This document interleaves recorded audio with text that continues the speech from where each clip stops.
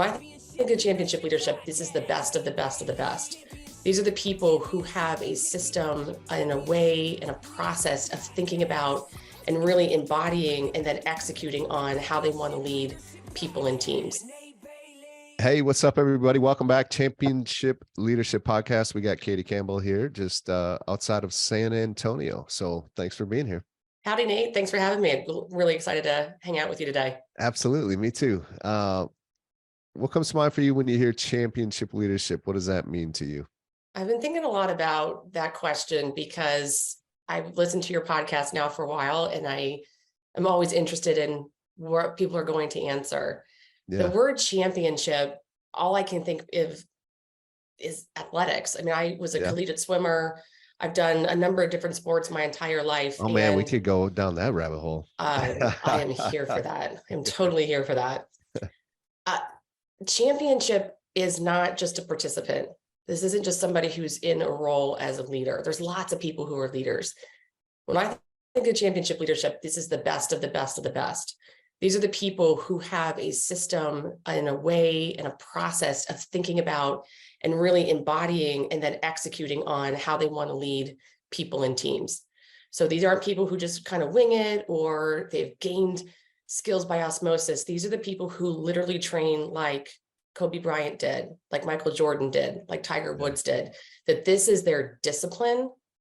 And because they're a champion, they're the 1%ers of all leaders. They're at the absolute top of their game. So these are the people who eat, breathe, sleep leadership. Yeah. So that's what comes to mind. Awesome. I love that. So where were you a collegiate swimmer at? James Madison University, Harrisonburg, Virginia. Okay. Yeah. So let's talk about that. That's been in the news lately, right? A bit with what was her name? Thomas? For women's softball? No, swimming. Leah Thomas. For Leah Thomas, yeah. Leah Thomas. The guy that competed with women's sports. And then who's the collegiate swimmer that's kind of taken the charge on that? Or is their last name Gaines? Are you familiar with what's going on here with that?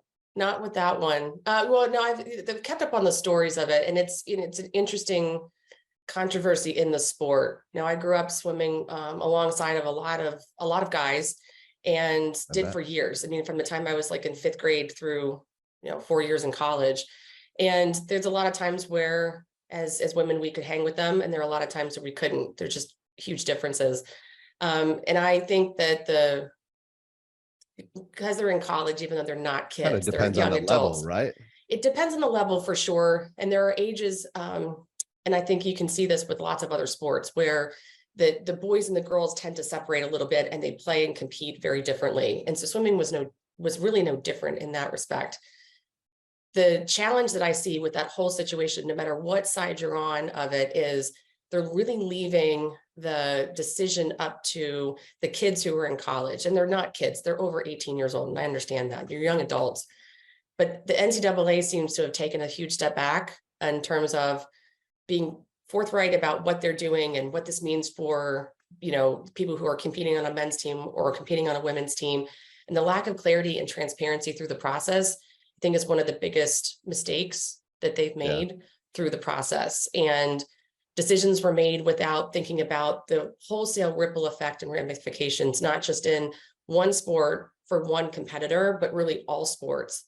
And this isn't an issue that anyone's really been able to figure out in any sport, professional, amateur, or collegiate. So it's a real pickle. And this is one of those situations where you really needed to have different kinds of governing and convening bodies working with scientists and really thinking about what was the purpose of the sport to begin with? What is the purpose of competition to begin with? Yeah. And they just didn't do that. A lot of really big missteps. And now they're trying to figure out, oh, wow, what should we change or should we change? And it's a huge mess. But the NCAA in particular is going through a huge transformation right now, with athletes being able to be paid for their likeness, their image, and what they bring to the university. So, I see that as one element of so many things that's happening right now across all collegiate sports. Yeah, definitely. Yeah. Yeah, it's interesting. That whole situation is interesting with Leah Thomas. It's just like she was not a good swimmer when she was competing with all the males, and then obviously she dominated when she started competing against the women. And then to hear the stories of her actually sharing the locker room and that coming out too was very interesting too. So It's it felt interesting. like It's they just, just kind of said, hey, yep, this is how it is, deal with it. It's like, all right, well, you just like completely cutting the audience in half and saying one half like it's all right and the other half just deal with it. And that's so right. hopefully they figure that out. But I think they're going to have to. I think they're yeah, going to have to, because right now, because of the financial element that are now interjected into the NCAA, their ability to wield the big stick is a lot less than it used to, yeah, because now yeah, the athletes, it's the tail wagging the dog a little bit more. yeah, So they're going to have to do something. But I think this has been a really interesting case of, this is what happens when you don't think it through from end to end and from all right. perspectives before making a decision and just saying go. Yeah, 100%. Yeah. I mean, talk about leadership. That's huge opportunity there for leadership to really shine, and doesn't feel like it did. So But yeah, hopefully they but they've learn. got nowhere to go but up. Yeah, yeah, right. Yeah, unfortunately. Yeah. Well, tell us a little bit more about you and your background and your journey, kind of wherever you want to start that, and how that brings you to where you're at today and what you're up to today. Yeah. So my journey, the story, that's, yeah, we could go in 100 different directions Right. there. But I think Yeah. what makes the most sense is, and what I had a previous boss tell me is that around leadership, I'm a student of the game. I think in any place that I've worked, whether it's the Pentagon to nonprofits to consulting with Big Four consulting or running my own businesses, which is what I do now, I've been studying what great leadership and what great cultures look like for as long as I can remember. And I've had the great pleasure of working for and working under amazing leaders, swimming for and competing for amazing coaches. And then I've also run into quite the opposite of that. And Yeah. so, what I do now is I work with companies and I work with leaders to try and make it so that they don't have to make some of those same mistakes that I saw other leaders make, and also to help modernize the way that they lead, because leadership and the remit for leadership is very different than when you and I started our careers and started out in, kind of junior leadership levels. It's not the same anymore. It's harder, it's more complex. And a lot of times people get into those leadership roles and they don't have the support that they need. So historically, I've been in, whether I'm leading a team or supporting a team or consulting with a team or a leader, that's what I see my purpose is to really help them shape the way that they want to be leading for the success of their organization. And like I said, I've had the opportunity to do it in so many different contexts. So when somebody says to me, well, it's a little bit different here, our mission is more difficult, or our clients are more difficult, or you just don't understand. It's leadership is leadership is leadership, and the way that you Yeah. treat people and how you Right. motivate, engage, inspire them, that hasn't really changed because human beings haven't changed. The world has accelerated and the world of work is very different. But what people are really looking for when they come to work and how they expect to be treated, and what they really need to excel and to do amazing things for their organization hasn't changed at all. At Yeah. all. Yeah. And so it's really been just being a student of what does excellence and exceptional leadership look like? And then how can I share that information, that knowledge with the leaders that I have the opportunity to work with? Yeah. Yeah. It's also a little bit interesting because, you would have the tendency to think the higher the level of success in an organization that you might work with, or, even mention the Pentagon, or, I've talked to, professional athletes, to world champions, to, tier one operators in the military. And I think you just kind of automatically assume that at those levels that it's nothing but great leadership. And the crazy part is that there's shitty leaders everywhere. There are, and that's That's when crazy. people would say, "Oh, you worked at the Pentagon. That must have been so amazing." It was Yeah. absolutely. Even growing up in Washington, D.C., I revered the opportunity to work with some of these folks. And there were times where I just saw really terrible, it wasn't even misintended, right? People just Yeah. don't know what they don't know or weren't Right. willing to learn.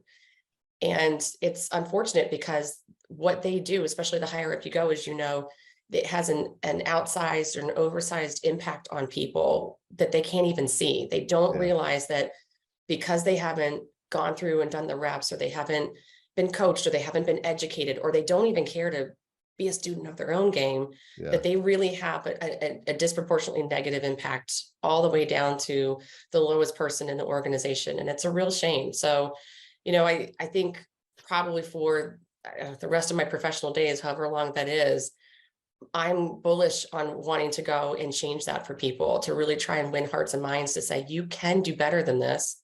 You have to do better than this. Leadership is not the same as just trying to, keep the machine going. That's not what you're doing here. Like, Right.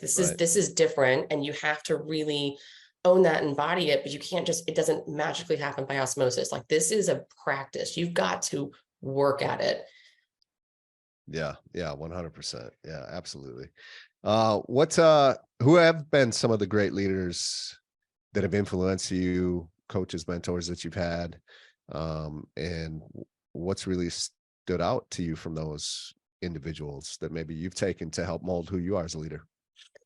One of the, I'll use the Pentagon as an example again, because that's where I first encountered leadership at a level that I'd never experienced before. I Yeah. was totally trying to punch above my weight class, Yeah. being 22 years old. I worked for a man who at the time was a colonel. His name is Hawk Carlisle. He ended up retiring as a four-star Awesome general. Colonel name, by the way. So cool. He had Yeah. the best call sign, Yeah. F-16 pilot, Yeah. just, I mean, Awesome. really cool, badass guy, and really the kind of person you just want to be around. Like, you want to go get a Mhm. beer with him. Yeah. Although his drink was scotch, I think, at the time. Sure. I remember that I was a contractor. I wasn't even a government employee. And he treated me like, number one, he treated me like I was a part of the team from day one. He Yeah. never said, well, you're a contractor, so you can't do this. He would send me in his place, or in our boss's place. I would take a two-star general seat at a meeting. He'd say, well, just go in there and, we just need to come back with information. Just don't make any decisions. Okay. That would be great if you didn't make Yeah. any decisions. Yeah. But he let me stretch, and he knew he was challenging me because I didn't know everything, but I knew enough to be dangerous, I guess, at the moment. Yep. But he also had a perspective, even though we were in a part of the organization for the Air Force that controlled all the money. We were helping to plan for 5 to 7 years down the road. And if we made a bad math error right here, it's going to have a really a huge impact on people, on the warfighter for years to come. We knew that we couldn't do that. He was focused on us. He was like, he had a philosophy called the 5 F's, and it was like faith, family, fun, freedom, and friends. He said, that's what is most important in life. Work is not one of them. He said, what we do here, for the United States Air Force at the Pentagon, it's absolutely critical, right? It's critical to the nation, globally, all Yeah. this kind of stuff. And this is not the only thing in life. And it's not the most important thing. At the end of the day, you need to go home safe to your family. At the end of the day, you need to be filled up by your friends. And so that philosophy seems so counterintuitive to me, coming Right. from a senior military official. And come to find out, he had talked about that for, I think, from the time he was a baby lieutenant, Sure. probably all the way as he got the rest of his stars. But I've been able to bring that to so many different organizations that, before burnout was the term du jour, Yeah. had people really struggling with that, leaders who were really struggling with that. And it's Mhm. because they let work consume them versus focusing on the thing that was going to sustain them to be able to do great work. And so the way that he treated me as part of the team, and that he trusted me to stand in his place when need be. But most importantly, he taught me what was most important about how a leader needs to inspire people to focus on what should be most important to them. And it was never the Yeah. work. How awesome that is, especially being so young, 22, you have the tendency, you probably don't have a family yet, maybe you do, maybe you don't, but you're young, you're 22, you still got so much ahead of you. When you're that age, you're like, man, I got time for all that other stuff, right? And so your priorities could be very easily focused that it is all about work, and right, to have that lesson ingrained into you as a leader at such a young age. What an incredible gift. It was a huge gift. And I had the opportunity to go and work there because my boss said, hey, would you like to? And I just said, yes. Yeah. But I got that from my mom, who years ago, when I was a kid growing up, I was not the best swimmer by any stretch. I don't even know how I got it to be able to swim at a Division I school. Yeah. But at the time when I was really just starting to cut my teeth, I was always like the fifth person on a 4-person relay. And so she said, you've always got to be ready for, she called it the big bus theory. Like if someone gets hit by a bus, like you should have your cap, goggles, towel, Yeah. suit, you got to be ready to go. And that actually happened to me once when I was 12 years old. Yeah. And I got put in, and it was like, oh my Lord, she was right. Yeah. So ever since then, when someone said, hey, do you think you could, or would you like to?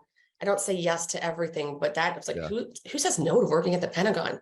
Not Right. this girl. Yeah. Yeah. It's like, Yeah. yeah, I'm gonna have no idea what I'm supposed to be doing here, but I'll do it. I'll learn it. Like, why wouldn't you? Yeah. And that lesson that she taught me at 12 years old has really carried me to do a lot of interesting things similar to that, because I was willing to take the risk and just say yes and Right. hope for the best. Yeah, absolutely. I love it. Love it. I was just reading something today, and just kind of along the same lines of just great leaders, championship leaders, they're decisive. They have the ability to, a decision like that for some people might be like, oh my God, I can't do that. I'm not ready. Or, I got to have this, and this in line before I go and do something like that.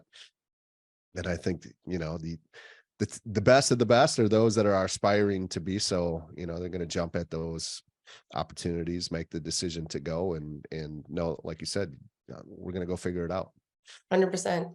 Hasn't Yeah. let me down so far. Yeah. Yeah. What's the vision for you of where you want to go, and what you want to accomplish in your career, in your life? Aside I from think world that's a big part. domination. Yeah, Yeah. aside from that. I'm in the process of writing a book on emotional intelligence, number one. So I really would like to, I'd like to be able to bring that to not just the business world or the corporate world, but really just to bring it to the masses. I feel like it's a term that gets thrown around a lot, like strategy or communication. People say Yeah. emotional intelligence and they think of empathy, and then that's where it ends. And it's so much more complex than that. And at the same time, if you get on Google and you say, what's the most important leadership skill, or what are the most important leadership attributes, the lion's share of what you'll find under that list will be components that make up emotional intelligence. Sure. Yeah. So then when you marry that with the work I've been doing with leaders for years, you can't just say, just be more emotionally intelligent, Nate. It doesn't work that way. Right. And then people will say, okay, how do I get the empathy? Like, how do I have that? Yeah. It's a different kind of a process. And so what I found is that in the literature, it's either super academic, you have got to be reading journal articles, which not everyone's going to do, or it's so puddle deep of how do I be a more intelligent, servant, heart-led leader? And so I want to write a book on it to really help leaders who say, okay, I think that's my next mantle. That's what I really want to do, or that's how I want to show up as a leader for my people. Well, it's a skill and you can develop it. Yeah. So I want to help people to figure that out. So that's one of the next big projects on the horizon is getting that book to market and really getting it out as far and wide as possible, so that leaders of organizations can help to bring that to their teams. The people who are already doing it sort of by default, that they've got a way to be able to explain and share it with the people that are leading in their organization too. Yeah. I think that's even, especially for, I don't know, let's call them really successful, high producing people that get put into leadership positions. Sometimes they can't empathize or understand why everyone else can't just be like them. Right. And that's probably a big piece of what they're missing, right? Is some of that emotional intelligence to be able to really relate to everyone else around them that they're now leading. I think that's a big reason why maybe some of the big superstars in whatever sport that you've ever followed, most of them don't ever become coaches, or even if they do, they struggle to be great coaches, probably because of that. They just can't understand why everybody isn't as great as them, and it's frustrating for them. It's really true, and it's unfortunate, but that's exactly why that show Undercover Boss Yeah. is so popular, Love and it. why, if you get on like YouTube or TikTok, they have tons of video clips from that. It's in the show isn't as big as some other ones that are out there that are connected to business, but it's because you see these CEOs realize that people are not surviving on minimum wage or living out Yeah. of their car, but these are the exceptional employees that they have. Or what happens when somebody was promised a bonus and doesn't get it, but this is the person who that would get them into owning their first home, or whatever the case may be. It's because you are seeing the empathy happen in real time. And it's Yeah. so, from an outsider's perspective, it feels really good. What I believe needs to happen though too is not everyone's going to go under undercover boss. Right. So how do we help leaders be able to take some of those perspectives and really understand the human side of their business outside of engagement surveys and outside of net promoter scores? Like, that stuff is, you can fudge all of that. That's not real. It's Right. not real enough. The human beings around you are. And so I think I do see that that's going to be the next wave of how people win the game of leadership or win in the future of work. It's not just the companies that are going to have the best automation or the best use of AI or the best digital enterprise. All that stuff is great, and it's sort of like you need to have it, but it's really going to be how you are able to affect positively the humans in the system, in your workplace, on your team. And when you can do that, you can do almost anything.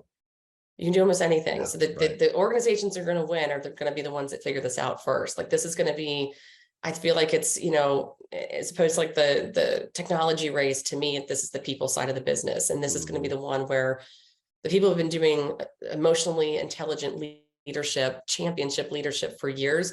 This will be like old hat for them, but that's only like probably 1% to 2% of all the leaders who are out there. Yeah. What if, even if it was just 20% of the leaders out there, could really embody true servant, emotionally intelligent leadership? Yeah. That would be a game changer. Oh, Total man. game What a changer. difference. You'd Right. have podcasts for years of Yeah. of like finding all these championship leaders who Yeah, are doing absolutely. it. Yeah.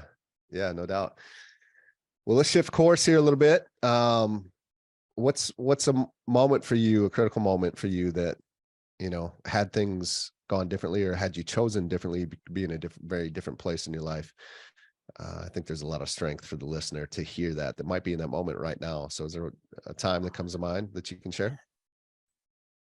There's two that I can think of, Yeah. but they coincided together. So one was Okay. personal and one was professional that coincided. So 5 years ago, my marriage completely fell apart. And for somebody who had been teaching communication and emotional intelligence and how to lead yourself and all this kind of stuff, Yeah. talk about the most embarrassing failure you could possibly have, to say, I can get it right in every aspect of business and I can teach you to be exceptional, but in my personal life, it's not going really well. Yeah. And at the same time, I was working for a leader who told everybody that he believed in all of this stuff, in empathy and, extraordinary leadership. And he didn't practice it. Yeah. He was extraordinarily toxic. And I decided that even before I had another job, that I just had to leave, which is counter to everything that my parents and every system I've ever been in.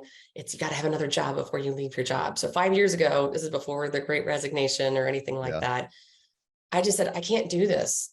I can't do this. This is something that I actually can't overcome. And I really needed to take a step back and reevaluate, how did I get into this spot to begin with? And what I realized was, although I had taken care of my physical health, my intellectual health, a good part of my emotional health as it related to business, I had not taken care of my emotional and mental health as it related to Catie. And so what I see a lot of leaders struggling with at the moment is they have all the pressures of the world of work today, and it's extraordinarily hard in certain markets. And then you have on top of it the societal pressures, you've got economic pressures, social, all the things, right? It's just little fires everywhere. And they're really convening into this place where it's looking like an inferno for some people, and you can't hold it together. Then you can't be a championship leader when you're in a space of not taking care of your mental health. And so I just wrote a LinkedIn post about this the other day, because it's Mental Health Awareness Month. We're in the month of May still. If I had not started some of that journey to take better care of that, you and I would not be talking today. I would still be around and alive. So not that extreme. For some people, it is that extreme. Yeah. And so for somebody who's coached people who are cabinet secretaries and been in and out of like, the Fortune 500 companies and being able to do my craft at all these amazing levels, you still have to do the full care of your own person first before you can actually, do the rest of that job really well. So just because I knew all of this stuff didn't mean I practiced it. And that was a huge mistake. And so, I went to school myself and said, if I'm going to talk to people about taking care of themselves, then I have to do it. Catie, you have to do it. And so I left the toxic boss, and it put me on a path to say, I will not stay any place when that kind of toxicity is around. I don't care how much money you pay me. I refuse to work for leaders who don't believe in exceptional leadership, who don't believe in taking care of their people. They have to walk the talk. And I had let myself say, well, the rest of the job is fine. The leader's bad. Yeah. I just don't think that that's the case. And so, that really put me on a journey to where my mental health is like in a good way through the roof. And it'll always be something that I try and take care of, encourage other people to do. And I talk about it all the time because when I do share my story, I talk about going to therapy, talking about putting myself through the ringer and pulling myself through knot holes. It's because I want people to know that this is totally normal and fine. If you think I'm normal and fine, if you think that I'm a great leader, if you think I'm a great coach, you got to do this too. You got to do this too. There's no shame in this game at all. Yeah. I love that. Yeah. Thank you for sharing that. That is powerful. As we start to wrap up, if there's one or two things you could give the listener today that if they take action right away would help move their life forward today, what might they be? I think a lot of people that I'm meeting right now, and a lot of my coaching clients, when I first start working with them, are running on autopilot. And they have a belief, and it's a real limiting belief. And I'm sure that you run into this too, in some of the people that you run circles with, that they have to be a slave to the work. And if at any point, and if someone's listening and they're like, yes, I'm on a treadmill and I can't get off, or I'm feeling the effects of burnout, but I don't know how to fix it. This is your wake-up call to just hit pause on everything. All of the stuff that is on your calendar, the emails, the systems that you're using to try and hold it all together, it's all made up. All of it is made up. It's made up. It's literally written in pencil. It's all made up. And there's an eraser at the end of the pencil for a purpose. You can just cross out what you already had, right? Scratch it out and rewrite it. So, a lot of the work that I do with leaders is saying, just stop, pretend like you just started a new job and you have a clean calendar. You have nothing in your inbox. You have no ways or habits that you've already formed, and start all over again. You can start all over again. You're not going to lose everything. You're not going to get fired. And if you do, that's not the place for you. But it's really about deciding to hit reset. And whenever you put this out, it's not going to be on January 1st. Don't let it sit that long, Nate. Right. It won't be on January 1st, right? Let it be June 16th. That's a perfect day. It's like when people decided to stop drinking and to stop using drugs, stop smoking. The day of the year doesn't matter. That gets to be like your New Year's Day. Wipe the slate clean and start all over again, because it's all made up anyway. So you can make it up, but make it up to work for you, not you working for it. Yeah, I love that. I get a good friend and even mentor, a little shout out to Jeremy Newsom. He often says, make Monday your one day. So yeah. I love it. Just pick that day and just make that your day, your one day. So that's right. Beautiful. Love it. What's the best way that we can find out more about you, when the book that's upcoming, and follow you on social media, all that great stuff, connect with you? Yeah. The best way to connect with me is so LinkedIn. If someone sends it in and says, hey man, I heard you on Nate's podcast, we're friends. So you're in the club. Awesome. I'm on Instagram and TikTok, the same handle, the Catie Campbell. And the website is colibrimagic.com. Very good. How do we spell that again? And of course, this will be all linked up in the show notes. But yeah.